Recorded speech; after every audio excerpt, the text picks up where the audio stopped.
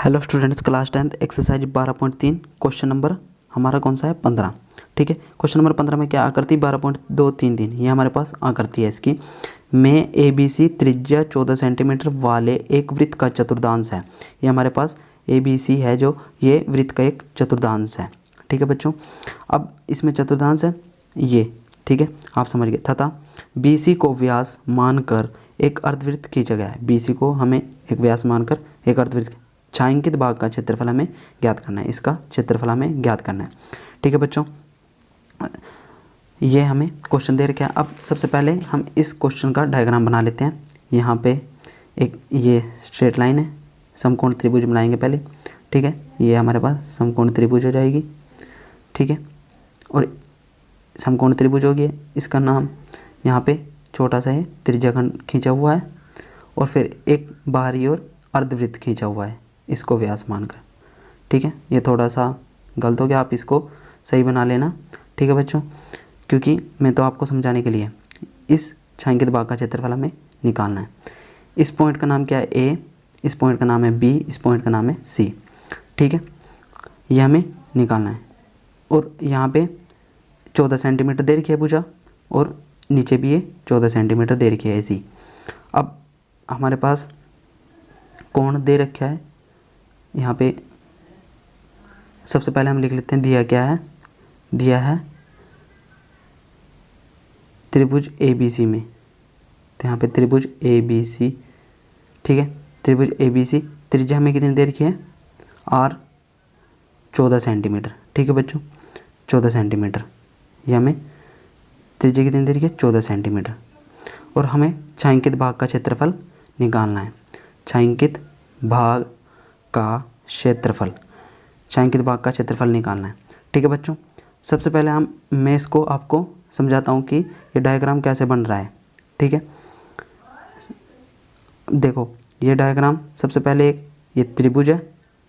ठीक है, ये त्रिभुज है, ये त्रिभुज बनी हुई है इसमें। ठीक है, प्लस एक इसमें त्रिज्याखंड बना हुआ है। ठीक है, तो ये कैसे बना हुआ है, ये ऐसे। ठीक है, ये त्रिज्याखंड बना हुआ है।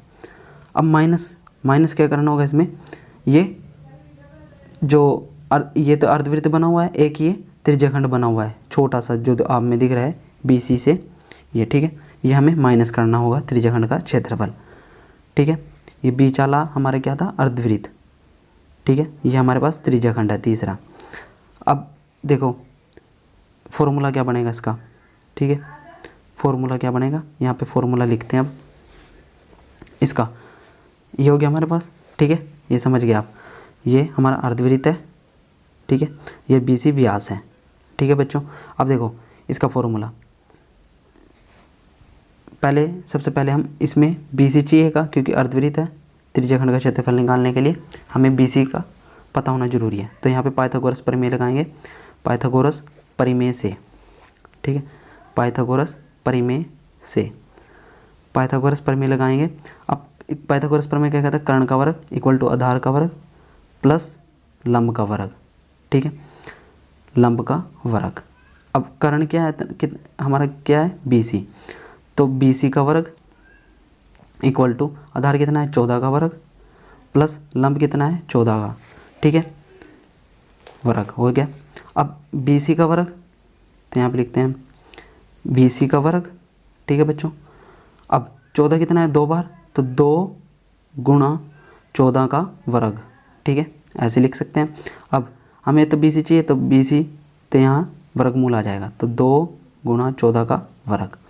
ठीक है, अब देखो 14 का वर्ग है तो ये वर्गमूल हट जाएगा 14 में से, तो 14 गुणा वर्गमूल 2 आ जाएगा।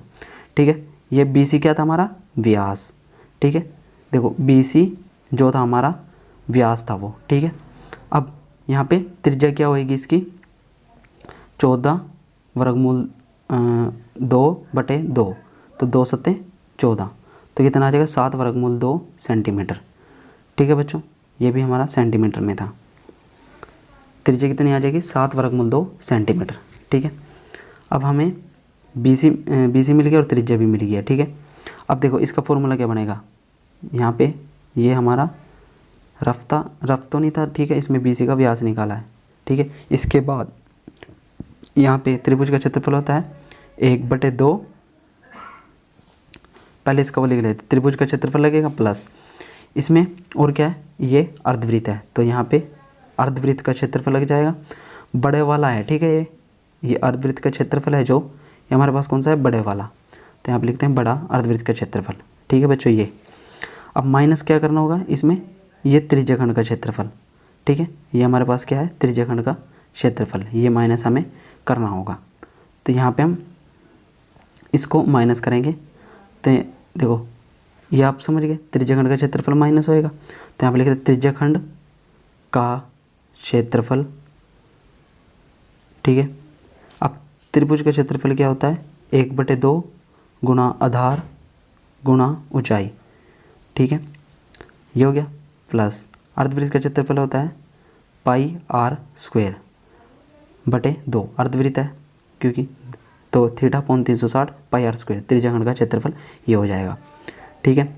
अब 1/2, अब देखो आधार, आधार क्या है इसमें, AC, और AB हमारा क्या है, ऊंचाई, ऊंचाई कौन सी है, लंबवत ऊंचाई है, ठीक है। पाई का मान 22/7, R कितना हमारा 7 गुणा, देखो 2 भी आ गया ये गुणा में, R कितना है 7 वर्गमूल 2 गुणा 7 वर्गमूल 2।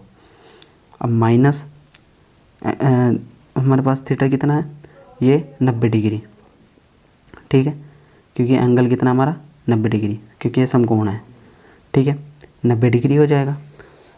अब देखो यहाँ पे 90 पौन 360 गुणा 22/7, R कितना है 7 वर्गमूल 2 गुणा 7 वर्गमूल 2, ठीक है। अब देखो इसको काटेंगे, अब देखो 2 सत्ते 14, अब ये 7 एकम 7 कट गया, 2 एकम 2 1, ठीक है, 0 से 0 कटा, 9 चौका 36।